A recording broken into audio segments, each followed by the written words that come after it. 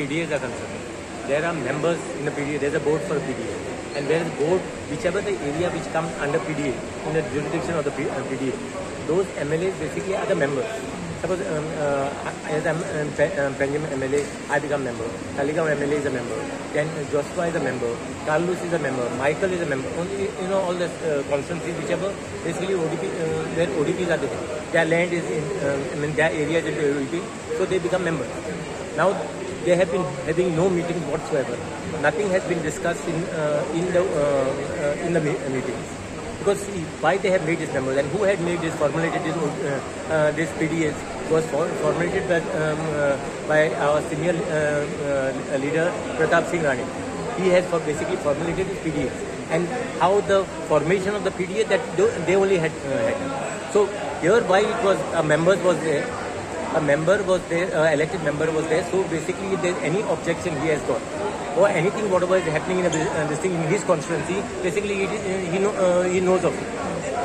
So that is the issue. Now here whatever PDAs have been thrown in the air, no meetings have basically been held. This is not only our PDA. There are other two PDAs also.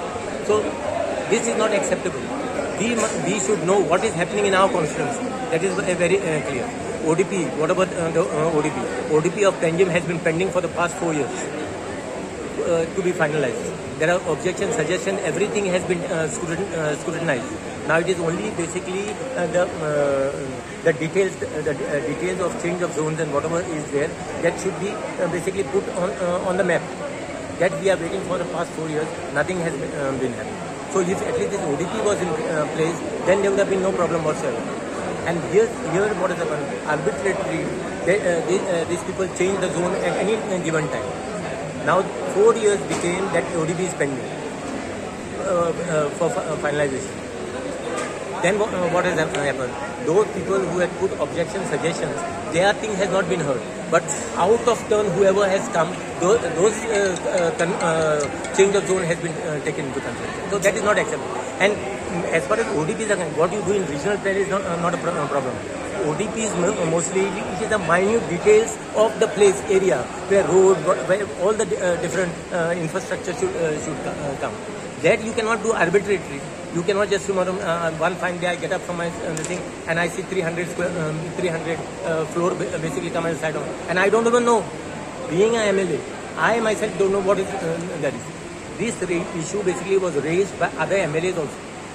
So who is responsible for that? For not taking. No. I am just trying to say, let us follow the rule of the land.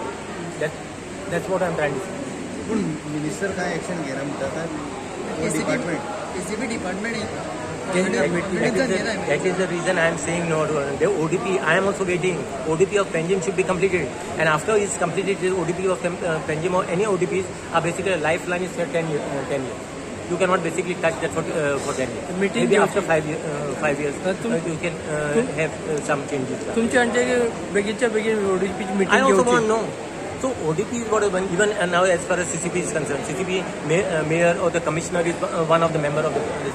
He himself doesn't know what is happening in Panjim. The files are just coming. Files are coming, bypassing basically even the chairman. Files are just been signed by the member secretary, and files are directly coming. So as far as the ODP, what we have said, we have sent the files back to the PDA, asking them under what section you have done this change of zone, because this doesn't figure in the original plan. So we at least should know what is happening. No? That is what I'm saying. Arbitrarily, everything has been done. I am just trying to. I also want no ODPs to be done. Do the complete ODP. Then don't touch the ODP. Now, as far as the lifeline of Talegaon ODP is concerned, last it was done when I was the chairman. That was in 2019, whatever it was. So from then, so 2019, the lifeline is there till 2029. So we don't want any ODPs to be touched in Talegaon for till the 10 years. Why delay is that these people are not taking other people into confidence. That is the decision. At least you take it. DCP department, whoever right there from the head of the department. So whoever heads the department, it is right. And there is nothing, no words to be ministry. I am just trying to say follow the rules. That's what I am trying to say. Head of the DCP department is sorry. of the disability department is Vishnu Friday. Well, see, that's what I'm trying to say. No, you are not taking anyone into confidence. We should at least, as an MLA, as a representative of the thing, tomorrow fine, we will go for election.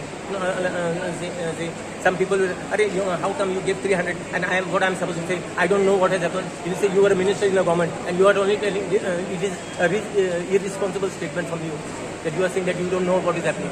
So at least we should know. That's what I'm trying to say. Let there be clarity. MLA should be taken into confidence. Let there be clarity, let the PDAs function. That's what I'm trying to say. Let the body function. That is my thank you.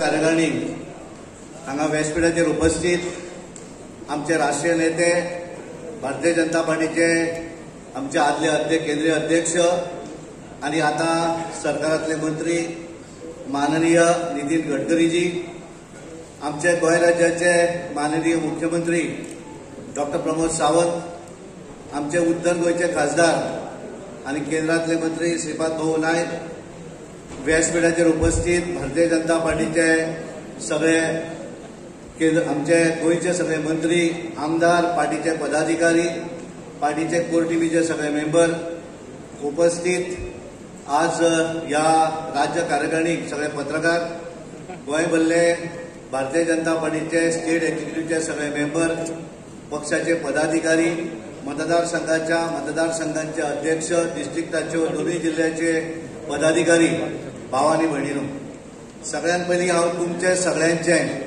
आजच्या या राज्य कार्यकारिणीक तुमच्या सगळ्यांचे स्वागत करता आणि खास करून आमचे केंद्रीय नेते नितीन गडकरीजी हे मुद्दाम आज आमच्या या कार्यकारिणीक आयिल्ले आसात. हांव तुमच्या सगळ्यांच्या वतीन त्यांचे हार्दिक स्वागत करता, हार्दिक अभिनंदन करता आणि तांकांय धन्यवाद दिता.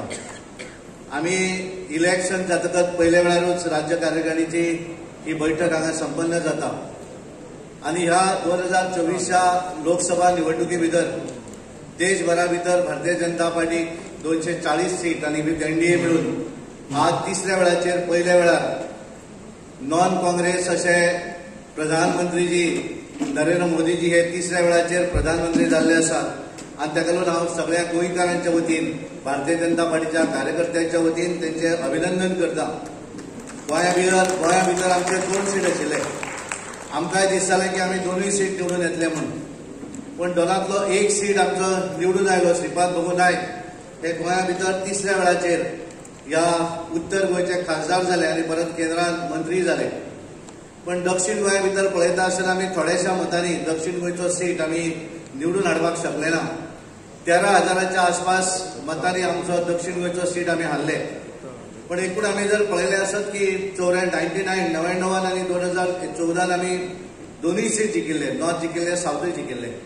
पण पयल्या वेळाचेर दक्षिणेक आमी 2,04,000 मतां ही आमी क्रॉस केल्ली आसा आणि ताका लागून ह्या सगळ्या हातूंतले वेगवेगळे रिझोल्युशन संबंद दिसभराची ही राज्य कार्यकारिणी जातली आणि ताका लागून ह्या राज्य कार्यकारिणी भितर विविध असे विशय आसतले ज्या विशयांचे तुमकांय सगळ्यांक मार्गदर्शन मेळटलें आणि आमी हे सगळे करता आसतना आमी पळयलें की दिसभरा भितर पॉलिटिकल रिझोल्युशन आसत किंवा नरेंद्र मोदीजी तिसऱ्या वेळाचेर ह्या देशाचे पंतप्रधान जाले म्हणून त्यांचे अभिनंदन करपाचो एक ठराव आसत आणि त्यानंतर एकूण पॉलिटिकल एनालिसीस म्हणजे आमी खंयच्या मतदारसंघात कितले आमकां फरक पडलो गेल्या 99 पासून आतापर्यंतचे वेगवेगळे आमचे वोट शेअर जो आसा वो वोट शेअर आमचो कशा पद्दतीन वाडत आसा. एखादी बऱ्याचदा अशें आसता की एखाद्या कांय चुकांक लागून आमची कमी वोट शेअर जालो आसतलो पण त्याचे डिटेल विश्लेषण जे आसा त्याचे प्रेझेंटेशन तुमच्या समोर हांगा दवरले गेले वयतले. आमी हे पळयतना आमी पळयतात की मोदीजीचे विकसीत भारत 2047चे स्वप्न हे आमकां सगळ्यांक मेळून साकार करपाचें आसा आणि म्हणून आमचे केंद्रीय मंत्री नितीनजी गडकरी हांचो सततीत गोंयाक लागून आमी पळयतात की गोंयचे रस्ते ज्या तरेन आज आमी पळयतात. काल मोपाचे लिंकींग रोड जो आसा, फ्लायओव्हर जो आसा तेचें काल उद्घाटन जालें. 1,200 कोटीचो तो प्रोजेक्ट आशिल्लो तेचें उद्घाटन जालें आणि गोंयभर आमी जर पळयलें जाल्यार पत्रादेवी पासून पनवेल पर्यंत आपल्या पत्रादेवी टू पोळ्या पर्यंत ह्या सायडीक महाराष्ट्राची बॉर्डर आणि त्या सायडीक कर्नाटकाची बॉर्डर ह्या बॉर्डरीक येणारे सगळे जे रस्ते जे आसात ज्याच्या भितर आमी 6 लेन रोड पळयतात 4 लेन रोड पळयतात एक वेळ आमकां दिसतालो की एखादो फ्लायओव्हर जर पळोवपाक जाय आमकां मुंबय बेंगलोर व्हडल्या शहरांत वचचें पडटालें आज आमी आमच्या ह्या गोंया भितर हें पळोवपाक शकता आनी हें शक्य जर कित्याक जालें आसत जाल्यार ते आमचे नितीनजी गडकरीजी हांच्यांनी सरोदीत गोंयाक लागून प्राधान्य दिल्लें आसा 2014 पासून आतापर्यंत जर आमी पळयलें जाल्यार साधारण एक 20,000 कोटीचे वेगवेगळ्या माध्यमांतल्यान तांच्यांनी गोंयाक लागून फंड दिल्लो आसा रस्ते आसतले ब्रिजीस आसतले आज त्यांची टेक्निकल टीम जी आसा ती जुवारीचो आपलो बोरीचो ब्रिज थंय जावपाक जाय तो पळोवपाक इन्स्पेक्शन करपाक गेल्ले आसा आमी पळयतात अटल सेतू सारकेलो ब्रिज आसत जुवारी ब्रिज आसत काणकोण बायपास आसत गालजीबागच्यान जालो बायपास आसत आनी त्यामुळे वेगवेगळ्या माध्यमांतल्यान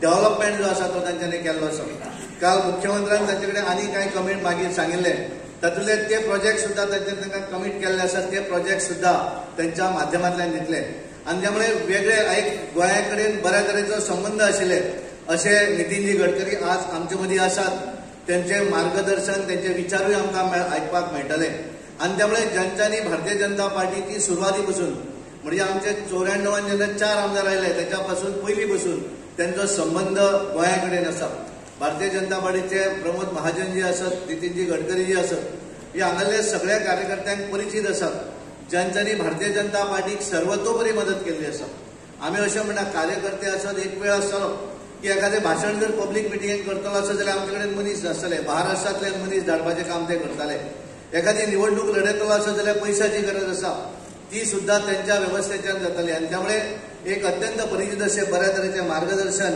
आज आमकां पळोवपाक मेळटलें